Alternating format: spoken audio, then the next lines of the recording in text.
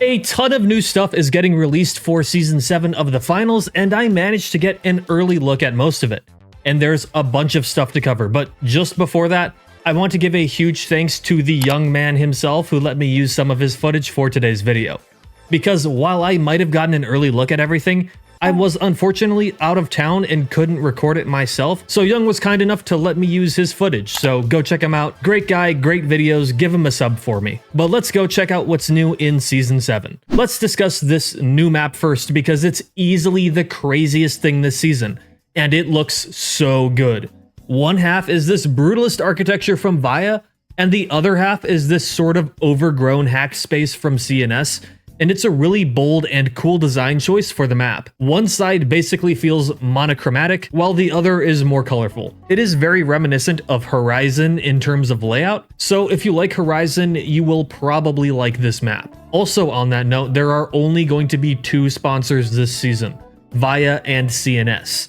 I'm probably going to be going with CNS for this one, as I like them a bit more, but if you in fact welcome our new robot overlords, Vaya might be for you. I also wanted to mention that this video does not include balance changes, as this test version of the game had no balancing changes on it, so any gameplay that you're seeing right now might not reflect what the Season 7 gameplay balance feels like. That video will be out on the first day of the new season, so make sure that you're subscribed to know exactly what the meta changes are, as I'll be breaking everything down into information that makes sense for your average player. But the gadgets that are coming to Season 7 are looking to possibly shake up the meta too. Light is getting a support-focused healing SMG that allows him to give some health to teammates. I think this will be super helpful in low to mid elos, but in high elo, if you're too close to your team as a Light, you will get instantly deleted, so we'll have to see if this gadget gets much use there. Then we have Medium's new gadget, which finally gives them a gadget designed specifically for breaching walls, and it also flashes people on the other side. This gives players who use something like Heal Beam an option to do breaching of their own, and will hopefully encourage some more build variety instead of every medium just running DMAT. And finally, we have the Heavy gadget, which is a big healing ball, which you can toss around and will heal allies. This allows heavies to be a little bit more self-sufficient and even take some support roles a bit. But I do imagine that this will likely be countered by Reshaper and Glitch Grenade. With all of these changes, it's possible that we could get a meta shakeup and return to a bit of a healing meta, but this time without double or triple medium, but we'll just have to wait and see. And the new cosmetics this season are absolutely insane. A cyberpunk / retrofuturism aesthetic, and new samurai armors basically make this my favorite season in terms of cosmetics.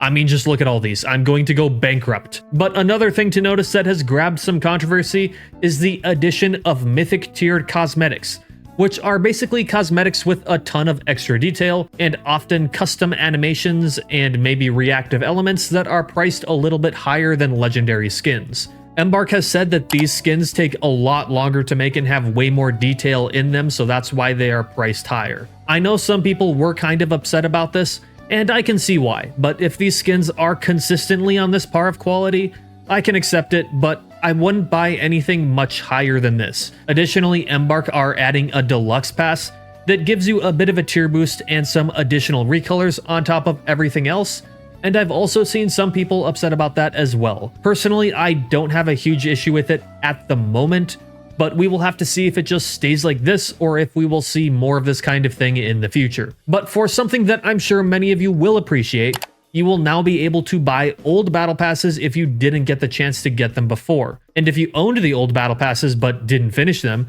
I believe that you will be able to continue them for free as well. Additionally, if you bought this alien outfit, you should get the Season 1 Battle Pass for free. They're also adding this red recolor to the Season 1 pass, as it never had any bonus tiers, and on the note of bonus tiers, you will not be able to earn any cosmetics from them on these old passes. So while you might be able to get almost everything, these bonus tier rewards will remain exclusive to people who played at that time. So if you wanted my super sick jacket, sucks to suck buddy should have played in Season 2.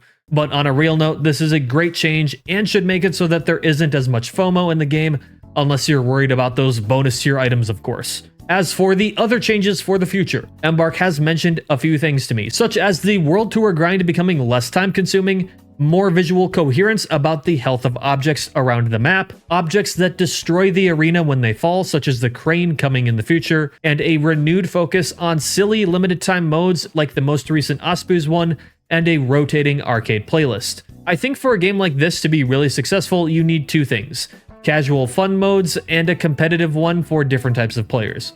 And this seems like a great way to keep the casual audience invested in the game. Also, something I almost forgot to mention is that you will be able to change your contestant number, and you can also put stickers on objectives now. Also, there will apparently be an option for random skins in your inventory to be placed on your weapon each round if that's your kind of thing.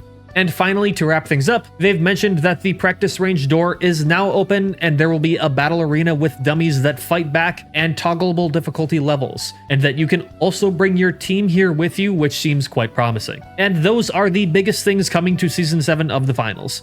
It's quite possible that there are some things that I might have missed, as this is all information based on the preview event, but as soon as new info comes out, you can be sure I'll be talking about it here. And I'll also be streaming the new season a little bit early, both on YouTube and Twitch.